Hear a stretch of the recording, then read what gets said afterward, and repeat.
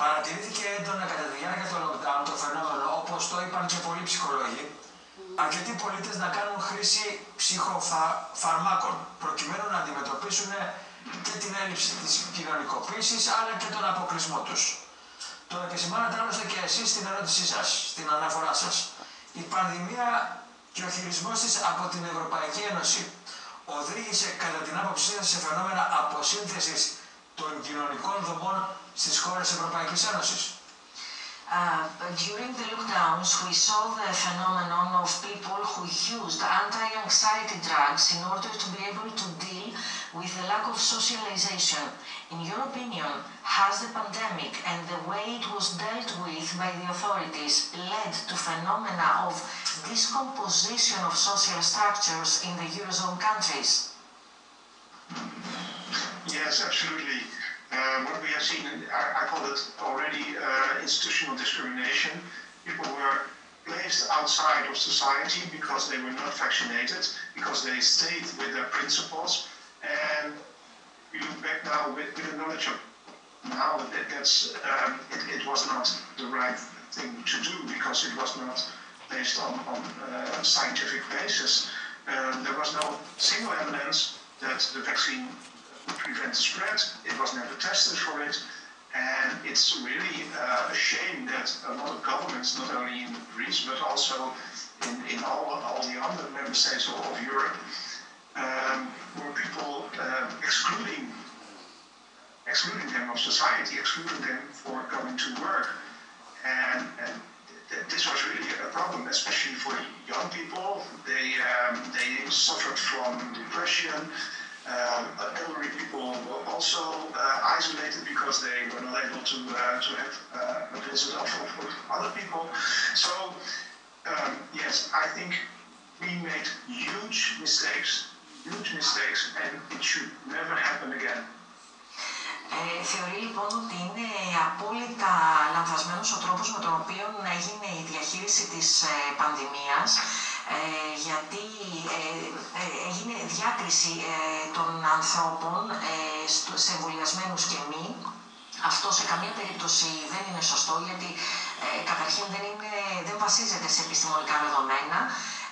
Έγινε όλο αυτό για ένα εμβόλιο το οποίο δεν είναι ελεγμένο, δεν είναι τεσταρισμένο. Θεωρεί ντροπή για τις κυβερνήσεις τον τρόπο με τον οποίο διαχειρίστηκαν την πανδημία, γιατί αποκλείστηκαν άνθρωποι από την κοινωνία, από την εργασία τους. Αυτό οδήγησε σε κατάθλιψη πάρα πολύ κόσμο, διαφόρων ηλικιών, και είναι κάτι το οποίο δεν θα πρέπει να γίνει ποτέ ξανά. Θεωρείτε ότι οι ευρωβουλευτές θα πρέπει να έχουν πιο ασφικτικό έλεγχο στα θέματα της δημόσιας υγείας, κάτι που αφορά τους πολίτες της Ευρωπαϊκής Ένωσης περισσότερο απ' όλα? Do you believe that the members of the European Parliament should have greater and more significant control of the mechanisms of public health, especially when they concern European citizens? Yes, I think it should be. Public health is a national matter, and what we see now is that the Brussels wants to grab more power and to centralize the public health, and I think that's not a good idea. It should be at the member states. We should learn from other member states. We have seen that Sweden had a completely different approach than a lot of other member states. Sweden was open, there were no lockdowns, there were no businesses closed, and the extra mortality over there in the end was lower than in the rest of Europe. So what we should do is learn from the member states who had a different approach. They did it better, and that is the way to go if we will face another wave of COVID. Let's please learn from how Sweden approached it.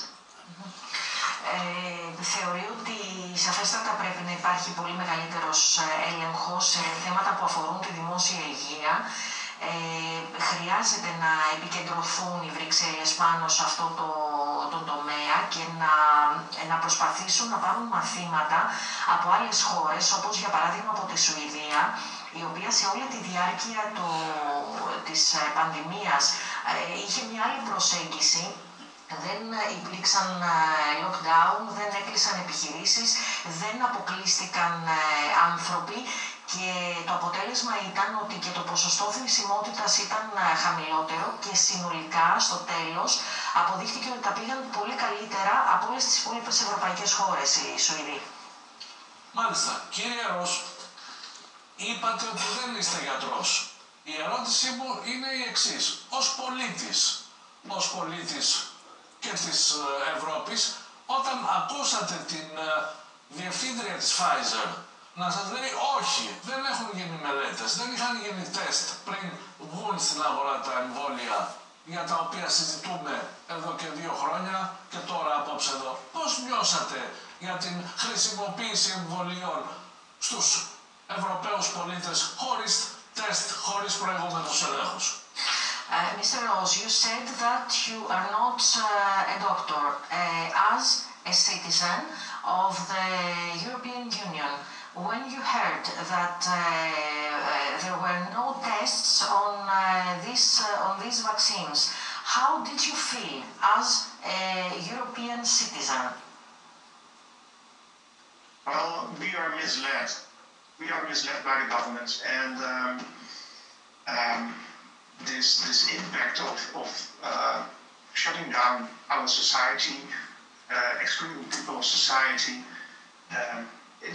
I think it's horrible. I don't have another word for it. When I said people who were responsible for this, politicians who were responsible for this false narrative, should be held responsible because they damage people's lives, they close businesses,